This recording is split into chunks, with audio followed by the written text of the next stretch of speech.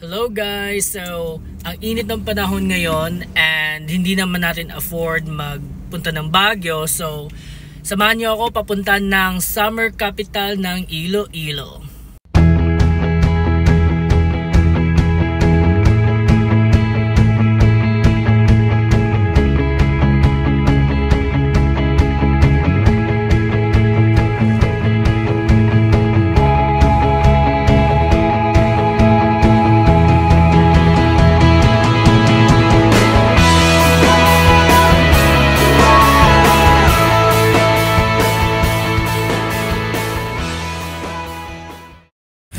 Don't forget to follow, like, and share for more videos. Thanks for watching. And as you can see guys, buong biyahe na tayo ngayon papuntang Leon, Iloilo. So, kasama ko yung pinsan ko, yung asawa niya at yung dalawang pamangkin ko. Let's go!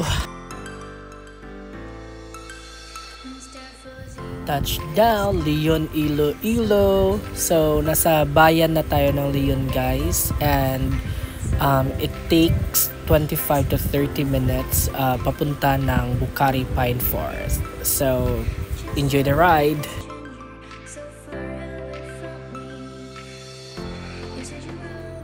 And before pa tayo makarating ng campsite, so magbabayad muna tayo guys ng 80 pesos for the environmental fee.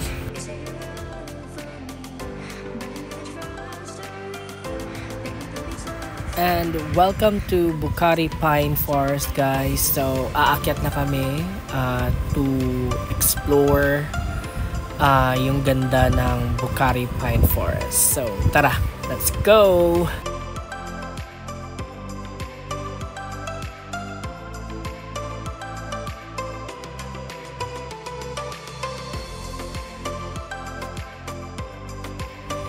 FYI, so Bucari is also known as the Little Baguio because of its cool climate, highland attraction, and scenery.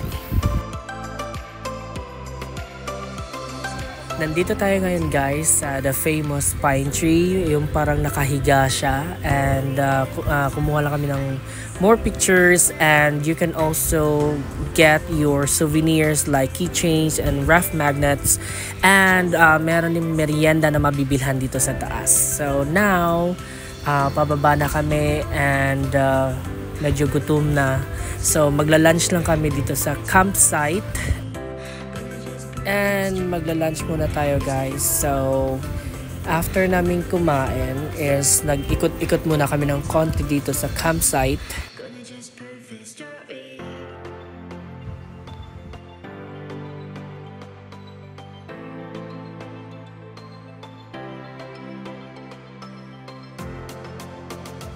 So, nandito kami ngayon sa San Vicente Ferrer Chapel. So, parang naging part na siya ng attraction dito sa Bucari. Walking distance na siya guys from the campsite.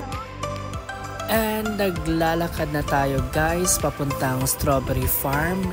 Yes, meron din tayo Strawberry Farm dito makikita sa Bucari, Leon. And yung presyo ng strawberry is naka-base sa laki if how much. So this is how it looks like guys. And we're done with the strawberry farm, and right now bumabiyahe na tayo ngayon papuntang Imoy Falls. So pagdating namin doon is nagbayad lang kami ng parking fee, nag-register at saka nagbayad ng environmental fee. So, merong hanging bridge pero hindi tayo dadaan dyan papuntang falls, and we take just some snaps, and ito na nga, naglalakad na tayo papuntang Imoy Falls.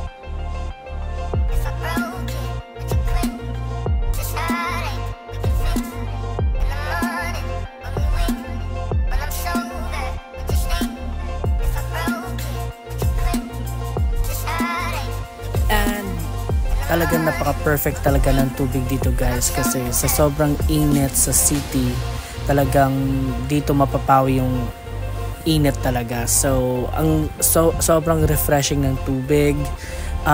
Actually, pwede kang maglublog ng soft drinks mo siguro or kahit anong inumin. talagang malamig talaga yung tubig guys.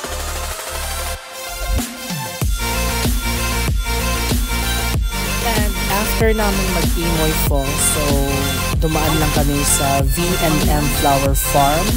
So may entrance fee na 50 pesos but it's consumable. So may sandwich at saka may free drink. So it's either coffee or soft drinks. So ito yung makikita mo sa loob ng V&M Farm guys. So enjoy the view.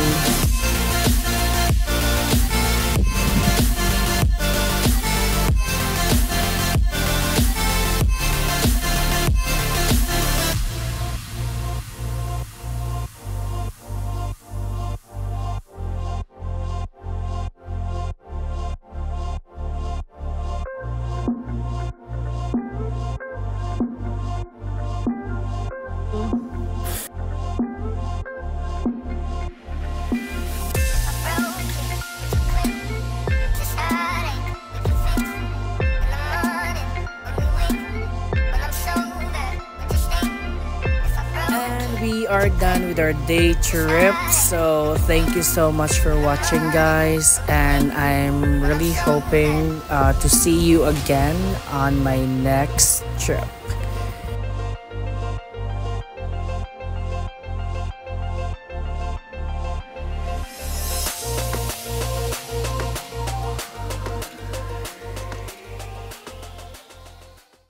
Don't forget to follow, like, and share for more videos. Thanks for watching.